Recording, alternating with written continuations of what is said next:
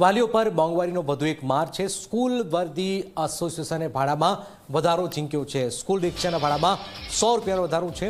School વાનના ભાડામાં 200 રૂપિયા, રિક્ષાના ભાડામાં 1 kilometre સુધીના 750થી વધારી 850, સ્કૂલ વાનના ભાડામાં 1 કિલોમીટર સુધીમાં 1200થી વધારી 1400। સીએનજીના ભાવમાં વધારો થતાં જ સ્કૂલ વર્દી એસોસિએશને આ નિર્ણય કર્યો। છેલ્લે ભાવ વધારો કરાયો હતો ત્યારે સીએનજીનો ભાવ 76 હતો। સીએનજીનો ભાવ 88 રૂપિયા થતાં જ ભાડામાં વધારો કરવામાં આવેલો છે। એટલે 100 રૂપિયા રિક્ષામાં 100 અને ત્યાર પછી વાનમાં 200 રૂપિયા।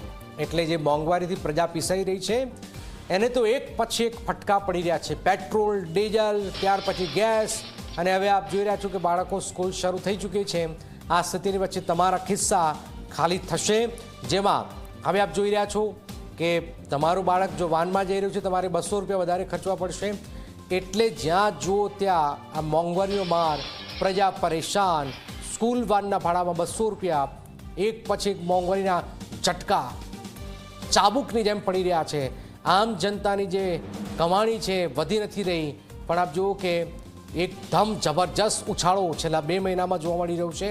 પ્રજા જાય તો જાય ક્યાં, આ મોંઘવારી મારી નાખશે એ રીતે હવે સ્કૂલ વાનના ભાડામાં 200 રૂપિયાનો વધારો ઝીંકી દેવાયો છે। રિક્ષાના ભાડામાં 100 રૂપિયાનો વધારો ઝીંકી દેવામાં આવ્યો છે। એટલે આમ જનતા, પ્રજા, મધ્યમ વર્ગ જાય તો જાય ક્યાં એવી સ્થિતિ અહીંયા સર્જાઈ રહી છે। ગૌરવ અમારી સાથે જોડાઈ ગયા છે। ગૌરવ, રિક્ષામાં 100, વાનમાં 200 રૂપિયાનો વધારો ઝીંકી દેવાયો છે। સીએનજીના ભાવ વધ્યા છે એટલે વધુ એક ફટકો પ્રજાને પડ્યો છે। હજી વાત કરીએ તો જ્યારથી મિડલ ઇસ્ટમાં યુદ્ધની પરિસ્થિતિ સર્જાઈ ત્યારથી મોંઘવારીના અનેક માર સામાન્ય વર્ગ પર પડી રહ્યા છે।